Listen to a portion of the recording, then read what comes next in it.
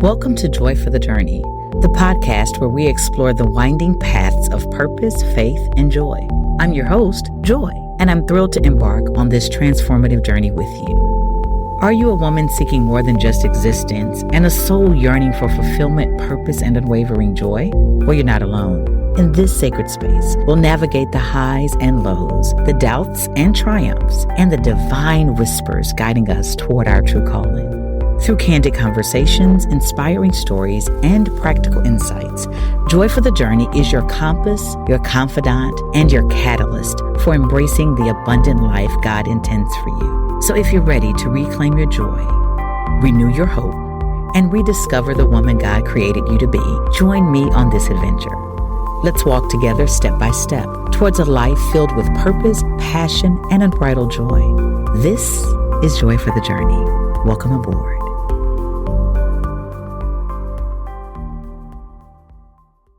Hey, and welcome to Joy for the Journey. I'm Joy Jackson. And again, I'm so excited and so grateful for you spending this time with me as we talk about the joy for the journey. My goal with this is to hope that the different scenarios, the different topics, the different strategies that I give will help you along this journey. No, this is not in any type of sequential order. It is really just me sharing my heart with you and sharing what God is sharing with me with you, because I'm on this journey just like you. I have good days just like you. I've got some days where I'm like, this ain't where it's at. I've got some days where I feel like I am victorious and that I'm overcoming. And there are days that I just want to throw in the towel. But I pray that through these episodes and this podcast that you are being restored, you are being refilled, and you are being rejuvenated. And so this is an episode that is really near and dear to my heart, because this episode is about friends. I know, we got friends, we got people that we call friends, but this episode is about understanding friendship. Now, here's why I say that. I saw a post today that said, check on your strong friends because she may not be okay. And that resonated with me because I'm the strong friend. I'm the friend that people look at and they're like, oh, she doesn't have bad days. I didn't know you were going through this, or she's got it all together. I'm the strong friend. So this episode is for those of you who know a strong friend, but it's also for the strong friend, because we got to address both in order for us to find the healing and the joy that we need. So when I'm talking about friendship, I'm not talking about the likes that you have or the friend request. I'm not even talking about all the friends that you have on a group chat. I'm talking about those people and those relationships that make you better. Because in life, we need friends. I know, got some people like, I don't need no friends. I'm good by myself. But we weren't created to be isolated. Even when God created Adam, he could have just left Adam. But he even said then it's not good that the man be alone. So he created a helpmeet. So yes, that's the institution of marriage. But I also believe it's the concept of understanding that there is a need for companionship. And that companionship can also come in the form of friendship. And it's essential to who we are. It's essential to emotional support. And it creates a sense of belonging. When we really have friendship, it's mutual affection and respect. And it's trust between individuals. And it's people whose company I value. It's people whose thoughts and ideas I value. It's people whose experiences I value. It's not just folks I like hanging out with. Because I got some friends, and I'm using that in air quotes right now, that I love hanging out with.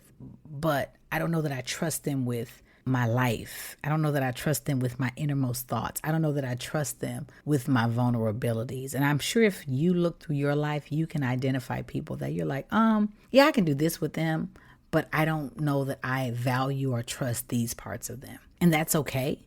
But I think we are in a society that does not allow us the freedom to say, oh yeah, my acquaintance, or yeah, this girl I know. So we lump everybody into friends, and then we expect the same thing out of the people we call friends. And everybody ain't your friend. That's what my mom used to say, everybody ain't your friend. And because I'm an only child, let me just give a disclaimer. I'm going to help somebody today. I'm an only child. And so because I am by definition an only child, I treat my friends as family. And for some people, that's too much. And you know who I find that that's too much for? People who have siblings. because you have an intimate connection. You have someone that you grew up with. You have someone that has shared life experiences with you. I didn't have that. And so I treat my friends as family. And that is a big undertaking for some people. But when I look at friendship, I look at even Jesus had friends. When you think about it, it talks about the disciple whom Jesus loved was John. When you think about it, he talked about Peter and how Peter was his basically right hand. So even Jesus had friends. So the idea that I don't need friends is foreign to me because I do. But I do need to understand and identify the types of friends that I need. And what God has shown me in this season of my life is people that I thought were friends may not be. And people that I kept on the perimeter of friendship are the ones that I'm drawing closer to. And sometimes it will take crisis, catastrophe, loss for you to really identify who your friends are. Because everybody is willing to ride with you when things are good. But when you getting arrested in the Garden of Gethsemane, who's going to cut off the soldier's ear? Not that I advocate for violence, but you got to want to know who's in your corner when you're walking through this journey. And I heard someone once say, I don't even know where I heard this, but I think it's so true. Everyone in your circle is not in your corner. And I have been living this for the last few months, probably the last year. And I'm going to tell you that this has been the hardest lesson that I have learned, is that people that I called friends may not really be the friends that I think they are. Here's how I know that. Because true friendship is mutual affection and respect. So we both got to like each other and we've got to respect each other. This means that we appreciate each other's qualities and that we're in it for the betterment of each other. And the reason I say that is because I've had some challenges and some conversations with people who've tried to challenge me about who I am. Now, not to say I don't need to grow, and not to say that I don't need to change some things or maneuver differently in some areas in my life. But what I do know is who I am. And so when you get to challenging me and challenging who I am and how I show up for you, that's not mutual liking or respect. Because good friendship says, I'm going to respect you. I'm going to respect your thoughts. I'm going to respect your ideas. I'm going to respect your qualities. Now, I don't have to like them all, but I'm going to respect them and I'm going to accept you, flaws and all. And when you're in a relationship with people, especially in friendships, and they want to change you, I don't think that's your friend. Now, they can hold up a mirror so you can see yourself so that you can desire to change. But the idea that they're trying to change you doesn't work and doesn't sit well with me. So I would challenge you to think about that friendship. Friendship also is trust. Y'all have heard me talk about my values, and one of them is authenticity and loyalty. If I can't trust you, then it's hard to be friends. And when I think of my friends, I can trust them with my personal thoughts, my feelings, and my experiences. And I have confidence that it will be treated with respect and confidentiality. Here's the thing. I've seen so many memes that say, me running to tell my best friend something I'm not supposed to tell them. I got a problem if you're telling all of somebody else's business to your friend. Because my mom used to say, if you'll bring a bone, you'll carry a bone. That means if you're willing to share all of somebody's business with me, what guarantee do I have that you're not sharing my business with them? So in a true friendship, there's mutual trust. In a true friendship, there is mutual confidence that we're going to respect each other. And we don't have to set no ground rules. I don't believe that as friends, we got to sit up and say, this is what I'm going to do. This is what you're going to do. When we enter friendship, we both have the mutual understanding of respect. And then we're going to have some empathy. When I'm in a true friendship, I may not be going through exactly what you're going through, but I am able to share your feelings. And I'm able to show empathy in situations because we're so connected that I can understand your emotions and I can respond appropriately. I am so far beyond the people who, when I tell them what's going on, they're like, girl, if I were you, that's not what I'm asking you for. I'm asking you to understand. I'm asking you to listen. I'm asking you to put yourself in my shoes because as friends, we've spent so much time together that you understand where I am and what I'm going through. So when we talk about friendship, that's the foundation. Those are the basic principles of friendship. I'm 44 and I'll be 45 this year, and I'm learning what it means to have friends. And it's interesting because I hear my kids come home from school and they're like, mommy, my friend. And they're calling everybody friends. And if I think about it, I've done the same thing. I'm 44 and I'm calling people friends. And we haven't been tried and true. I haven't felt that I could trust them. I don't think there's a mutual respect. I don't feel like there's a lot of support. And I've just been calling people friends. But friends are people who will truly support you. They don't have to agree with you, but they're going to support you. And then they're going to support you in spirit and your spiritual growth. They're not just out here letting you just live all willy-nilly doing whatever you want to do. Real friends are going to hold you up spiritually.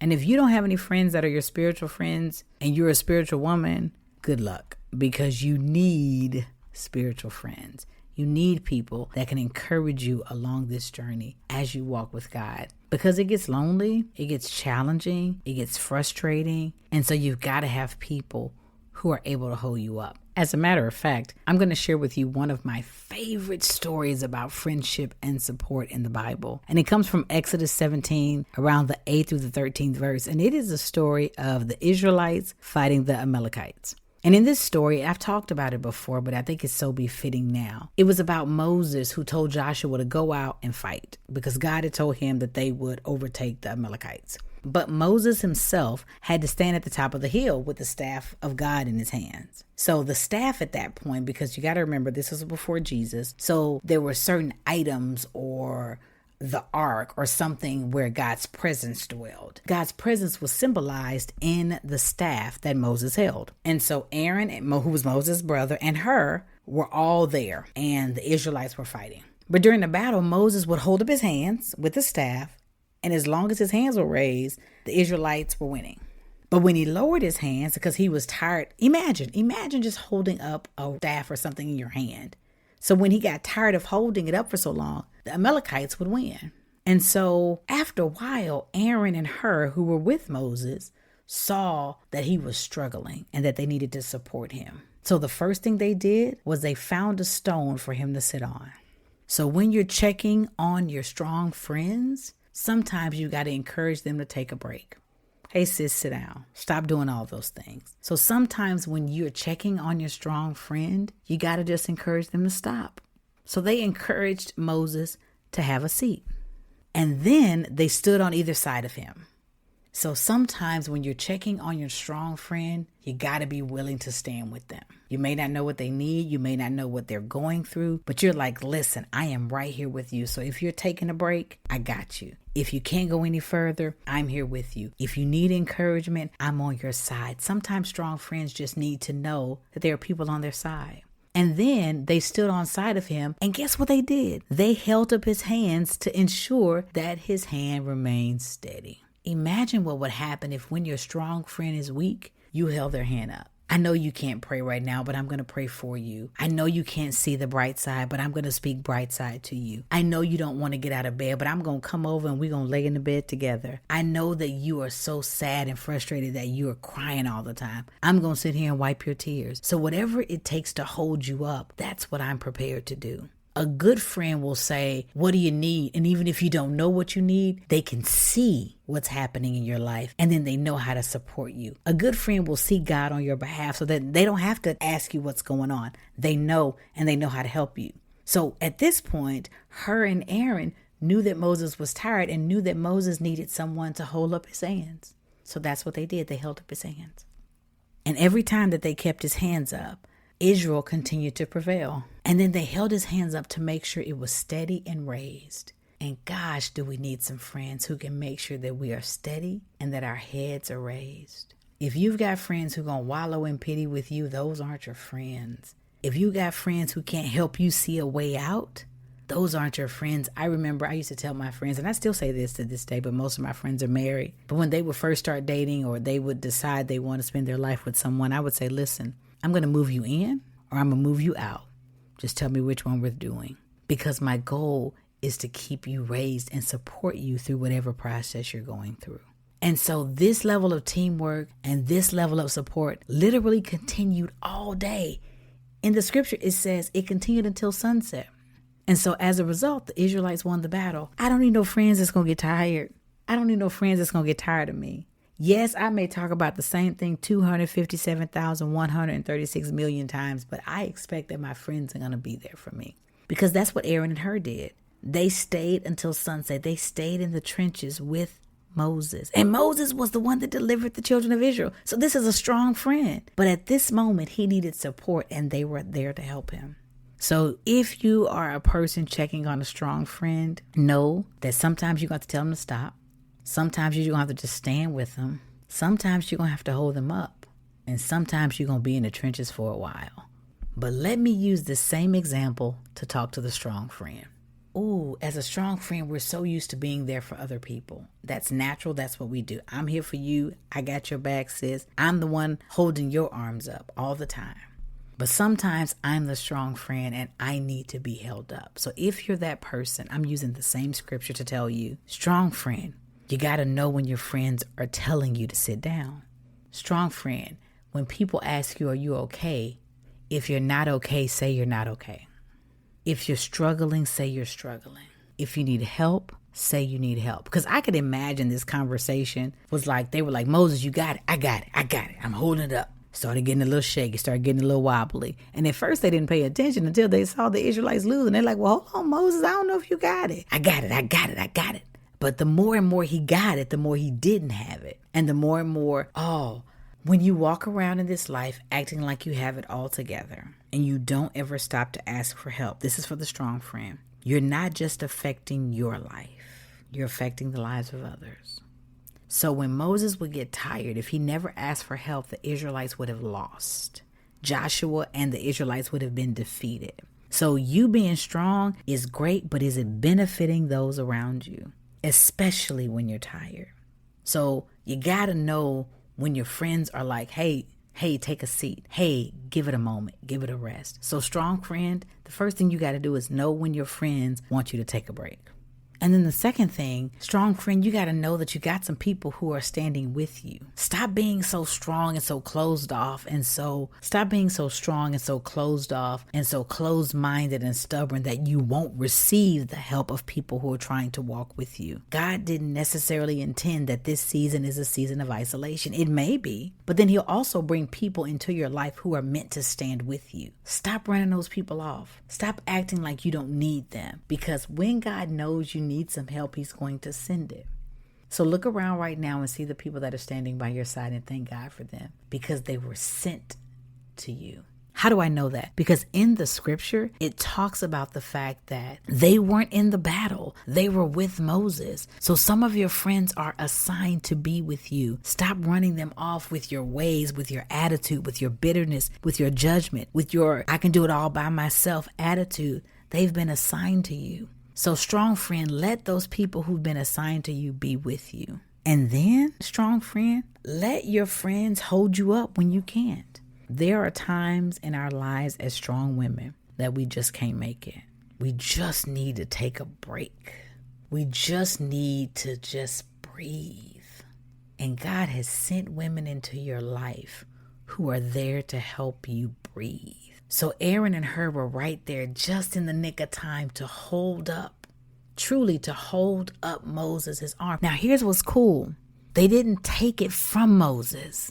They just supported him as he did what he was called to do. So we got to stop expecting our friends to take our load. Their assignment is not to take it from us. Their assignment is to support us through it. So I can imagine that Moses had the staff in his hand, and every time it got low, they were like, hold on, Moses. And they kept pushing him up, and they kept it raised, and they kept it steady because he was shaking. So your friends are there to keep you steady. Even when you decide to do something crazy and different and off the complete beaten path, your friend's like, no, girl, get back over here. No, you said you were doing this. You said that you were going to start being more concerned about your health. So no, you don't need to eat that. You said that you were ready to move on from this relationship. So no, you don't need to call him. You said that you were ready to take over your life and do some things differently. So no, you need to go to therapy. Whatever it is, your friends are going to keep you steady. And so strong friend, you got to know when they're there for that. You got to know that you can't throw it all on them, but you can definitely use the assist. Some of the greatest basketball players have some great numbers, not because they actually went to the basket every time, but because they got an assist. Who are your assistants? Who are the people that are assisting you? Who gonna lay the ball up so that you can score? Who going to encourage you so that you can remember how beautiful and mighty you are? So even in this situation, strong friend, appreciate the assistance. And then the last thing, strong friend, if it takes forever, let those people be in your corner and support you forever. whatever forever looks like. Because it wasn't until the end of the night that the Israelites won. And it said that they continued to support him until sunset. Stop acting like the minute that you get it together that you think in your head that you don't need help anymore. Imagine what would have happened if Moses said, well, I got it now, y'all can go. The Israelites may not have won. So when your friends are saying we're committed to you in the trenches until the last moment, then those are the friends you want. I'm going to tell you a story. When I was in college, I had gone through a really rough and dark time, and I was really sad. I was really depressed. Really depressed. To the point where I just cried all night and all day. And I was like, I just don't know if I want to do this anymore. And I was just miserable.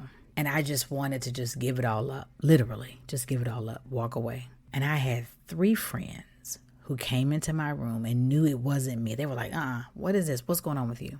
And when I tell you, those 3 friends stayed up with me all night and prayed. And when one got tired of praying, the other one prayed. And when that one got tired, the other one prayed. And they kept me up all night, praying for every spirit, praying for every demonic attack, praying for every ungodly thought, praying for my healing, praying for my deliverance, praying that if I thought about harming myself, that would be eradicated. Literally praying for my sanity. And I am here today because of them. So I'm telling you, you can't always have it together, strong friend. There are moments that you will feel like you're ready to break. Let the Aarons and the Hurs be there for you. So what am I saying about friendship? I'm saying there's no other beautiful connection like friendship. Yes, we've got relationship and marriage and all of that. But when you really find a friend, that is a beautiful thing. The Bible says a friend loveth at all times. When you find a friend who is unconditionally loving you, they see your good, they see your bad, they see your happy, they see your sad, they see your mistakes, they see your fumbles and your falls. They are still there with you. You got a friend. Proverbs 27:17 says, iron sharpens iron, so one person sharpens another. Good friends will be your influence. Good friends will be your support. Good friends will be your help and your hope. So I pray that you evaluate your circle right now. I pray that you evaluate who and what's in your life. And I pray that if you don't have these type of friends, that God begin to send them to you. I pray that if you have them, that right now you call them and tell them thank you. They don't have to know why. And I would love for you to tell them about the podcast, but they don't have to know why. Just show them that you appreciate them because you recognize the value that they have in your life. And as long as you're walking this journey, you're definitely going to want to thank God for your friends. Hope that blesses you. I'll talk to you soon.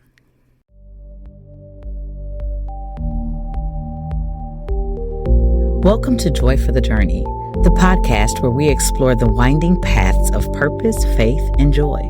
I'm your host, Joy, and I'm thrilled to embark on this transformative journey with you. Are you a woman seeking more than just existence and a soul yearning for fulfillment, purpose, and unwavering joy? Well, you're not alone. In this sacred space, we'll navigate the highs and lows, the doubts and triumphs, and the divine whispers guiding us toward our true calling.